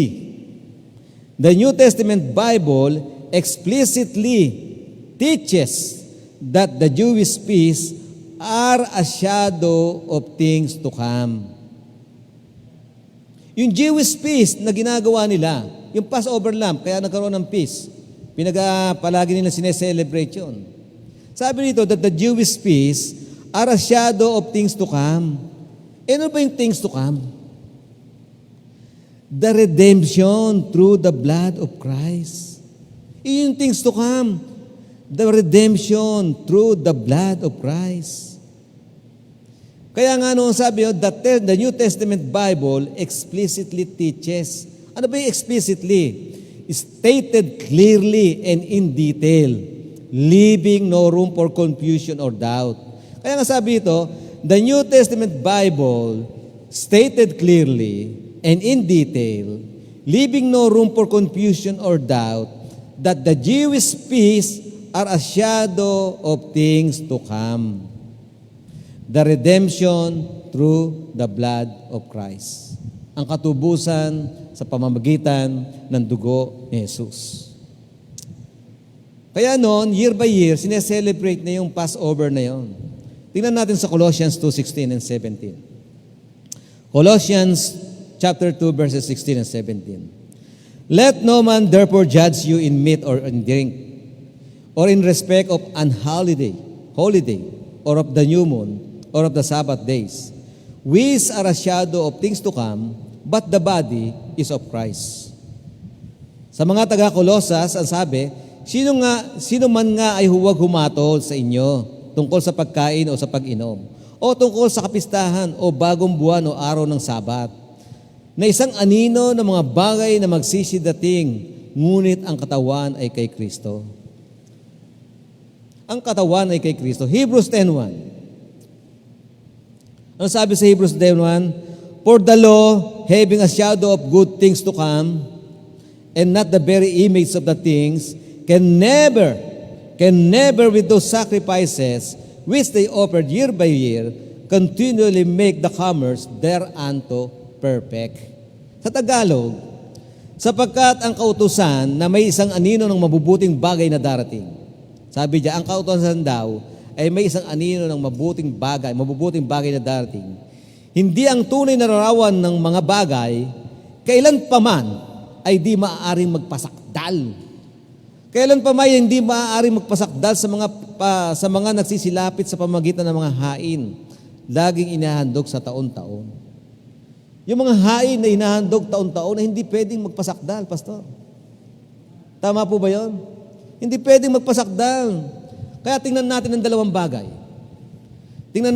bagay. The purpose of blood apply to the doorpost, yung purpose ng blood na in-apply sa doorpost, sa haligi ng bahay, to save the firstborn son of its family from death. Yun ang purpose noon, to save the firstborn son from death. Ngayon po, this blood, yung dugo na yun, na ginamit noon, points to Christ shedding of His blood on the cross in order to save naman tayo from death and God's wrath against sin. Ang purpose naman ng Christ shedding of blood in order to save us, to save yung mga mananampalataya sa galit ng Diyos sa kasalanan. The Passover lamb was sacrificed that functioned as a substitute for the firstborn. Ngayon, the sacrifice of Christ's death, substitute naman sa believer's death. Kuha niyo na po? Kuha na po ba natin? Okay po. Kaya dito po, there is power in the blood of Christ. Talagang may kapangyarihan ng dugo ni Jesus. The blood of Jesus is so powerful It is inexhaustible and never-ending. It has an unlimited supply.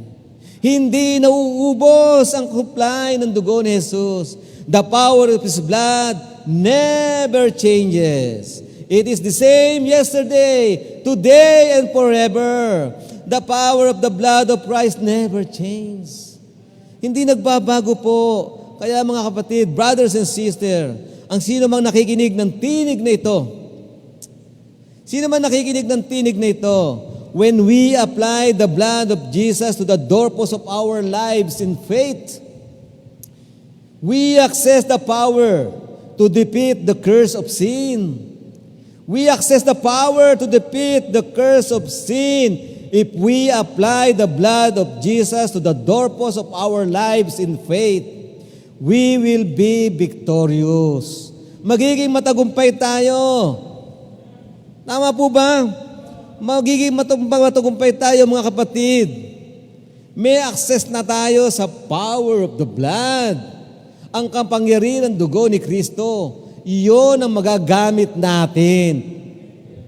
Kaya nga po mga kapatid, when you speak the name of Jesus in faith in times of trouble, when you speak the name of Jesus in faith in time of sickness, when you speak the name of Jesus in times of danger, we will be victorious. We will be an overcomer through the blood of Jesus. Ganun makapangyarihan ang dugo ng ating Panginoon Jesus, ang dugo ng ating Panginoong Jesus. Even in times like this that we experience the deadly virus, kahit sa ganitong panahon, yung pandemic na i-experience natin, you and I will be protected by His blood. Kaya huwag kayong matakot. Do not fear. We are protected by the blood of Christ. When you speak the name of Jesus and believe Jesus with all your heart, you will become an overcomer. You are victorious. You are protected by His blood. Kaya nga po mga kapatid, brothers and sisters, there is power in the blood of Christ. May kapangyarihan ang dugo ni Kristo. Kaya sino man ang mananampalataya kay Jesus, na sinampalatayanan niya na si Jesus ay namatay, inilibing, at nabuhay magmuli pagkaraan ng 3 araw, ang dugo ni Kristo sa iyo ay pinahid na sa iyong puso. The moment that you believe Jesus Christ and made Him the Lord of your life, immediately, ang dugo niya ay nakapahid na sa iyong puso. Nakapahid na sa iyong puso the moment you believe na sa sandaling sampalatayanan mo ang ating Panginoong Jesus na Siya ay namatay para sa iyo, na Siya ay nilibing at nabuhay magmuli, at Siya ay ginawa mo ng Panginoon ang iyong buhay. Automatic, ang dugo ni Jesus ay nakapahid na sa pintuan ng iyong puso. And God said, kung ito'y nakapahid na, nabahira na ng dugo, ang iyong puso ng dugo ni Jesus, ano sabi? Jesus' blood is our ticket to heaven.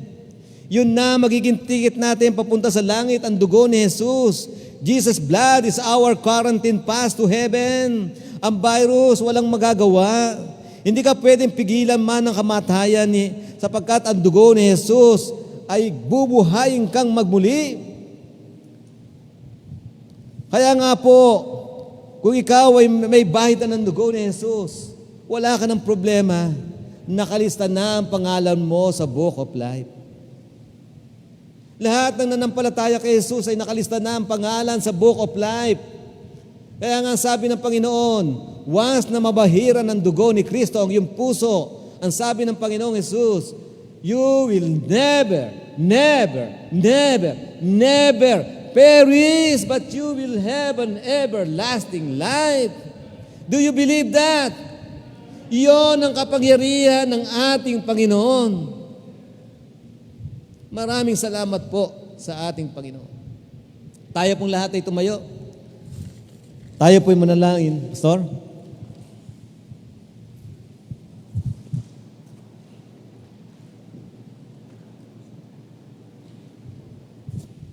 And all the people say, amen. Sa lahat po ng mga nakikinig, kung kayo po ay hindi pa nakatiyak na kayo sa langit patutungo, available at hindi nagbabago ang kapangyarihan ng ginawa ng ating Panginoong Hesukristo para sa ating kaligtasan. All you have to do, i-apply po natin yung sa Romans chapter 10, sabi ng Bible, sino mang tatawag sa kanyang pangalan ay magkakamit ng kaligtasan o ililigtas niya. Tumawag ka sa kanya, kagaya ng ginawa ng magnanakaw, sabi niya, Panginoon, alalahanin mo ko pagdating mo sa iyong kaharian. Simple lamang po, aminin mo makasalanan ka, hindi ka tiyak na sa langit, gusto mong maligtas. Pagtiwala mo si Kristong tagapagligtas, hindi mabuting gawa mo makapagliligtas, kundi si Jesus. Yung dugo niyang itinigis sa iyo ay sapat na bayad sa kasalanan. Yan ang papawi. Yan ang magiging wastong kabayaran ng iyong kasalanan. Wala na pong iba. Pagbayad na kasalanan mo, wala ka nang babayaran sa impyerno. Pag tinanggap mo siyang tagapagligtas, yung katuwiran niya, ibibigay sa iyo. Kumpleto ka. Kaya kay Kristo sigurado kaligtasan. At sa mga Kristiyano, dahil ng Panginoon ang tagumpay po sa buhay na ito, huwag lang nating tutuksuhin ng Diyos. Pero sumunod tayo sa Kanyang kalooban, protektado tayo. Gawin lang natin ang tama sa Kanyang paningin. Hindi niya tayo pababayaan at pagkukulangin man. Amen? Ama naming Diyos, salamat po sa umagang ito, sa napakayamang katotohanan ng iyo pong salita. Maraming salamat po sapagkat ang dugo ng aming Panginoong Hesukristo ay sapat para sa sino mang tatawag sa Kanya. Walang tao na makapagsasabing makakasikip ako sa kaharian ng langit.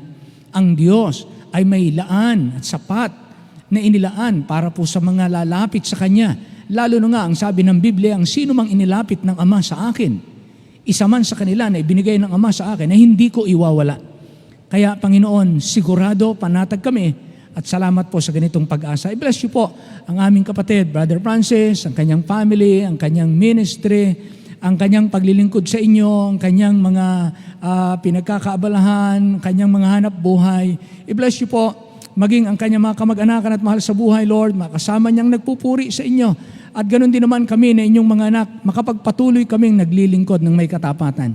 Salamat po sa mga kapatid namin, kasama naming nanonood, nakikinig. Gawin niyo po na ito ay itago, ay i-share, itago sa inyong puso, i-share sa ating mga kaibigan, at ito po ipagpapala na dadaloy po sa marami pa. Muli, Panginoon, maraming salamat po sa inyong pagmamahal sa amin. Sa iyo po ang papuri, sa pangalan po ng Panginoong Hesus. Amen. Amen. Manatili tayo nakatayo. Umawit po tayo ng isa pong awitin. Kaya dapat lamang nating mahalin ng Panginoon. Just imagine, siya ang nagtigis ng kanyang dugo. No? Hindi po madali ang kanyang ginawa. Hindi lang po siya nagpunta rito at namasyal at dinalaw tayo at nagbakasyon mula sa langit dito sa lupa. No. Talagang tayo ipinahayag niya ang pagmamahal niya walang katulad. Walang katulad talaga. Kaya kanina napakahalaga ng tanong na sino sa atin na may dugong banal? Wala hong makaako niyan sa atin. Salamat ang Panginoon. Awitin po natin yung Love is Thou Me More Than This. Awitin po natin muli ito sapagkat yan po ang dapat sa atin. Yamang tayo tinubos na, mahalin natin siya at ang pagmamahal sa Panginoon ay sundin ang kanyang kalooban. Awitin po natin on the chorus, everyone. Love is Thou Me more than this, my child. What will your answer be? Oh, precious Lord, I love Thee more than all of this, more than fame, more than wealth, more than the world, more than times has brought us many blessings. People live in wealth and luxury, but the Master still asks this question. Amen. Lovest Thou me more than this? Lovest Thou me more than this, my child? What will your answer be? Precious Lord, I love You, Lord. Precious Lord,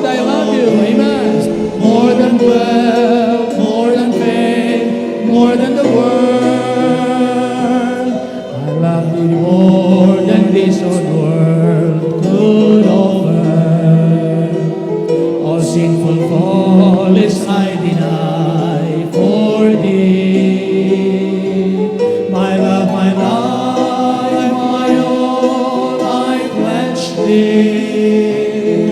I love thee, Lord, I love thee, Lord, more than this.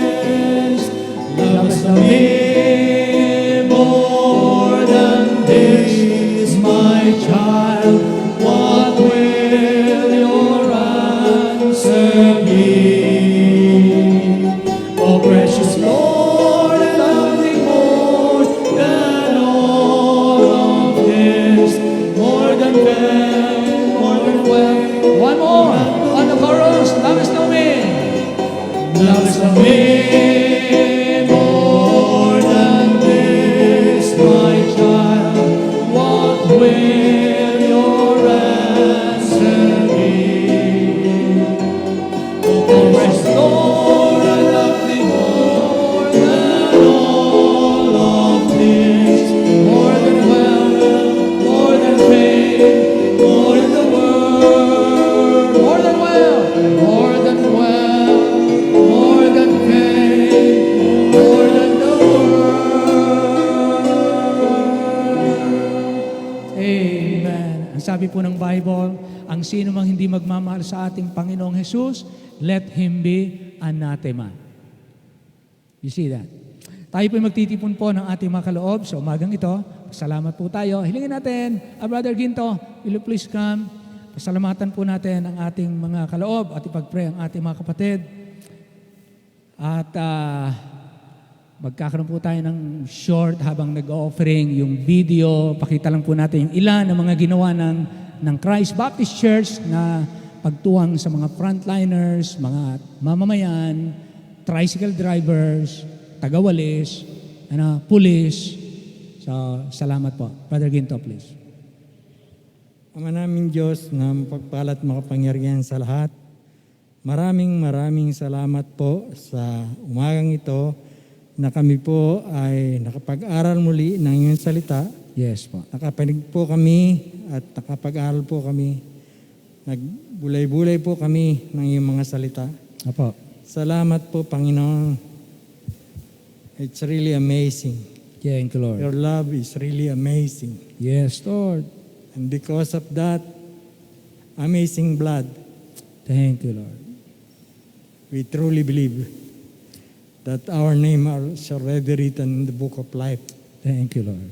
Salamat po sa inyo at kami ay patuloy na dumadalangin na patuloy pong linisin di lamang po ang aming sarili, Yes po. kundi ang aming pong buong bayan. Marami po itong pagkukulang sa inyo. Po. Kaya po kami lumalapit upang tanggalin mo na po ang sumpa. Yes Ang po. virus na ito na nagpapahirap po sa maraming lugar ng aming bayan, ng aming sandaigdigan. Lahat po ay naapektuhan, maging kabuhayan, lalo higit Panginoon ang buhay. Ang buhay, Panginoon, ay mahalaga, kaya po kami lumalapit sa inyo. Patuloy pong pagpalain na paglusugin po ang aming bayan.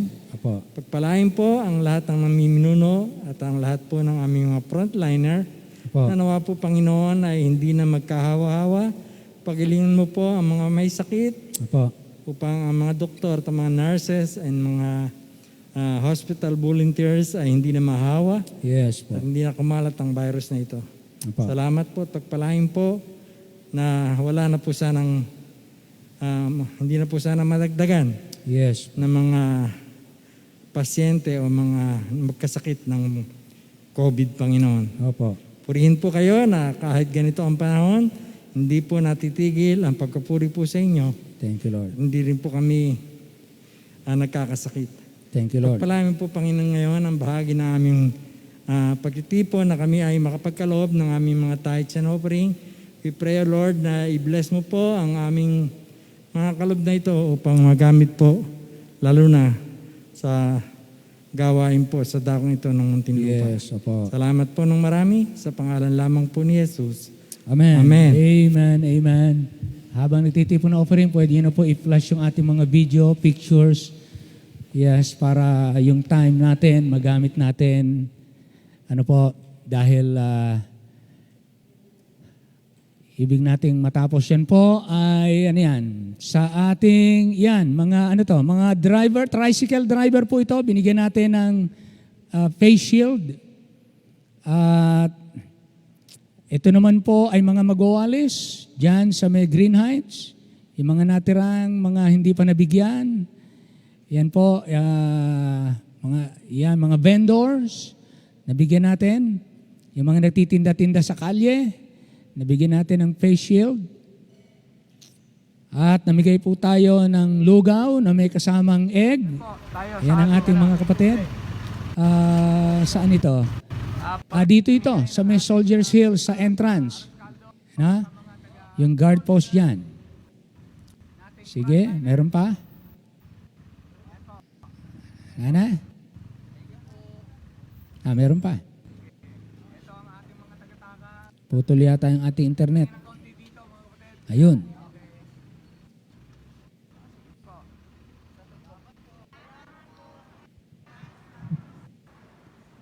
Yan po si Dr. Eli tsaka si Dr. Benji. Ayan ang kanyang mga nurses. Yan, sila ang mga doktor ng nagugutom. Ayan po yan, mga magawalis din sa ilalim ng tulay. Sakit nila, mula dyan sa pababa hanggang dun sa elementary. Sa inyo, ayan, sarap mo kami. Ito po, mga nabigyan natin ng face mask, yung mga dumadaan, mga nagtitinda, ayan po, mga nagsihingi, andyan. Mga tricycle driver, mga frontliners, nabigyan din po natin. Kaya naubos na yung ating mga face mask. At isa sa kailangan po ng mga tao, face mask. At gustong-gusto nila yung lugaw. Lahat. Pagbaba ay ang mga tao ay natutuwang tumanggap, humahabol. May mga nagtatakbuhan pa dyan, humahabol dahil nakita na namimigay. Yan, naglabasan na ha? Nawala yung social distancing tuloy. Pero ayan, Ang ating mga kababayan dito sa poblasyon. Isa, nanay. Ayan po, opo. Ayan, meron ka na? sa Christ Baptist Church ay hindi po nagmamasid lamang sa ating paligid. Involved po tayo sa ating community. Because of the generosity ng ating mga kapatid. So, salamat sa inyo na tumutugon, tumutuwang, nagtatapat sa inyong mga responsibility as members of Christ Baptist Church at ganoon din sa mga kusang suporta na inyong ibinibigay. Andyan tayo. Nakakatuwang. Hindi po na ipakita, ewan ko kung nariyan yung sa pulis kanina. Pero yan po, ayan ang ating mga kababayan. Talagang nagre-request, pati yung mga dinadialysis, humingi din sila. Isa lang po. Wala na, yan na lang. Yan na lang, oo. Wala na po, yan na po, Nay. Tig-isa lang po. Yan, mga frontliners. Ito, yung isang tatay na nagwawalis yan. Yan, parating naka-blue. Suki na natin yan. Suki na natin. Yung naka-blue na yun. Okay po. So, salamat po ng marami. Yan. Selfie si ate.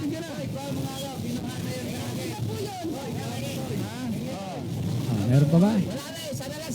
Ayun, nakatanggap pa. Yan, hindi na nabigyan yung nasa tricycle. Yan, pinakita na yung balot. Yan, sabi niya, ito na ebidensya, wala na. Christ Baptist Church po yan. Galing sa Christ. Yan. Hindi yan mga pulis, mga tricycle driver yan. Approve. Approve. Wala na. Okay na. Yan na. Hindi po, kasi yung nasa akin lang Yung picture kanina dyan sa umaga, kila Brother Eli, Sister Benji at yung mga kapatid nating mga babae, ay hindi napasama. Pero, andyan po lahat yan. Kaya salamat po. Palakpakan po natin ang kabutihan ng Diyos sa atin. Ano po, bagamat, alam niyo ho, sa totoo, binasa ko yung padala ni Sister Liwanag, 100%. Total lockdown, pati religious, pati churches. Dapat hindi nag-gather. Pero alam niyo po, ang Bible, meron pong sinabi na susundin muna namin ang Diyos bago tao. Ngayon, pareho nating susundin yan kasi sinabi din sa Biblia na sundin ang mga nanunungkulan. Kaya lamang, hindi po Diyos yung mga nanunungkulan. Kaya pareho nating susundin. Yung tama sa Bible, gawin natin. Yung tama sa kanila, gawin natin. Pag kinontra na yun nasa Bible, sundin natin yung Bible. And then kung tayo ay dakipin dito, ayan, at saka natin maranasan kung anong ibig sabihin na nagtapat sa salita ng Diyos. Pero wag nawang dumating.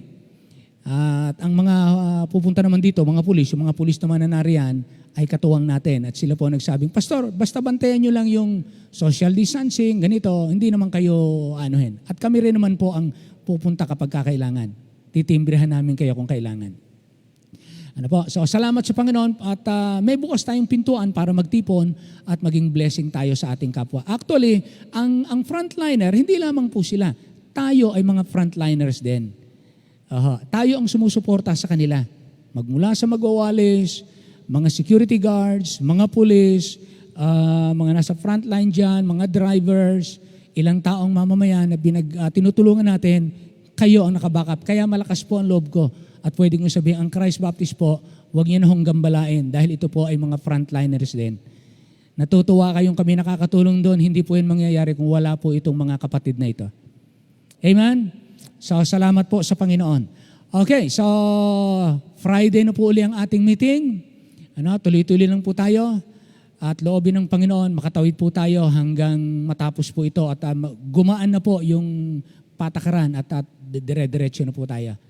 Alright, so meron po ba tayong reminder?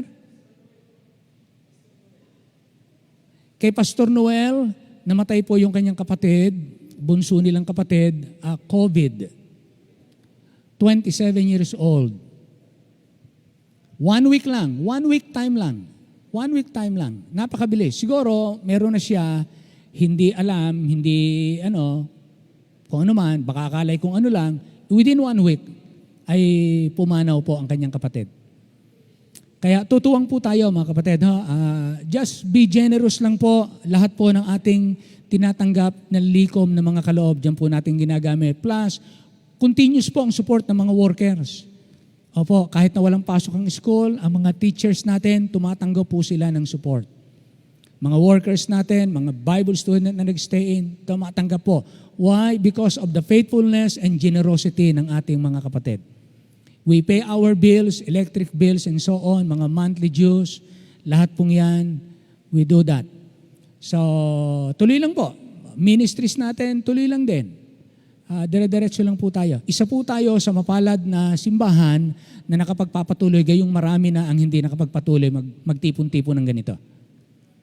Amen? So, salamat po sa Panginoon. This is really, truly a great blessing for us. Okay po. So, tayo ay tumayong lahat. Tayo po ay magwawakas na sa panalangin. Enjoy your time. Be productive. Be fruitful.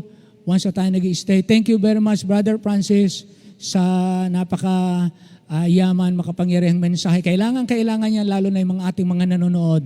Salamat sa Panginoon. Mag-like po kayo sa ating mga videos. Mag-like kayo, mag-comment kayo para malaman na kayo ay nakasamang nanood at nakinig. Saan man po tayo kung maaari. Okay, tayo po yung magwawakas sa panalangin. Hilingin natin. Brother Angel, halika, wakasan mo tayo sa panalangin ngayong umaga. At ito ang ating para sa ating child evangelist natin. Siya ang ating mga nagtuturo at nag-share ng salvation sa mga bata. So si Brother Angel with of course under ng ating butihing children department superintendent Sister Eileen. Sister Eileen, kung nanonood kayo, so salamat sa inyong pagsisikap na mailagay itong sa Children's Department Discipleship Program. So salamat sa inyong team. Purihin po ang Panginoon. At sa mga kapatid, mga nanonood sa abroad at sa iba't ibang tahanan. Pasalamat po tayo, mga kapatid. Brother Angel, please. Tayo po'y manalangin. Panginoon Diyos, salamat po sa araw na ito. Salamat sa pagkakataon na inyong binigay sa amin, Panginoon, makapagtipon makapagpasalamat po, Panginoon, at makarinig na inyong salita, Panginoon. Salamat Thank sa you, inyong Lord. dugo na inyong tinigis, Panginoon, upang magbigay buhay rin po, Panginoon, sa amin. Yes, Salamat at handa kayong ibigay ang lahat. Dalangin ko po, Panginoon, na kami na tumanggap ng inyong dugo, inaway, maibigay rin namin ang aming lahat po, Panginoon, upang maipahayag namin ang inyong kabutihan sa aming buhay. May pamuhay ito at may share din po, Panginoon, sa mga nangangailangan. Thank you, Lord. Kaya dalangin ko po, Panginoon, nawa ang inyong dugo, Panginoon, na amin tinanggap, Panginoon. May pamuhay Yes. namin ang buong buo, 100%. Yun nga ang challenge po, Panginoon, sa amin ngayon. Yes, Nawa, Panginoon, na hindi ito masayang sa amin, Panginoon. Kundi, Panginoon, ito ay lalong maging karapat-dapat na tumanggap at ngayon po, Panginoon, ay Yes, makita, Panginoon, na ito ay buhay sa amin. Apo. Nawa, Panginoon, kayo ang siya madakila sa lahat ng ito. Amen. Kaya, Panginoon, salamat sa lahat ng ito. Salamat sa buhay. Salamat sa inyong proteksyon. Apo. Salamat sa inyong provision, Panginoon. O, Panginoon, sa pagkakataong ito, Panginoon, na kami ay dumadanas ng pandemic, Panginoon, mas lalo kayong malapit, mas lalo namin po, Panginoon, pamuhay ang pagiging isang Kristiyano at lalo rin namin, Panginoong, ma-share, Panginoon, ang inyong pinakita at ipinamalas din naman Yes, po, Panginoon, po. sa aming kabutihan. Salamat po, Panginoon, sa lahat ng ito. Pagpalain niyo po, Panginoon, ang bawat isa, bawat pamilya ng iglesyang ito, Panginoon. At Amen. ganoon po, Panginoon, sa lahat po, Panginoon, na kasama namin, Panginoon, sa pakikinig ng inyong salita. Yes, Muli, Lord. ito ay aming dalangin na may pagpupurit, pasalamat. Tangi lamang sa pangalan ng inyong anak na si Jesus. Amen. Amen. All the people say aloud, Amen. Amen. Amen. Tuloy po tayo ha, mga kapatid ha. Bibili pa tayo ng gagawing face shield. At every once in a while, magbibigay po tayo ng ating pandesal o kaya ay arroz caldo. Pagka kayo bless ni Lord, be a part of our fund para sa ating pagtulong.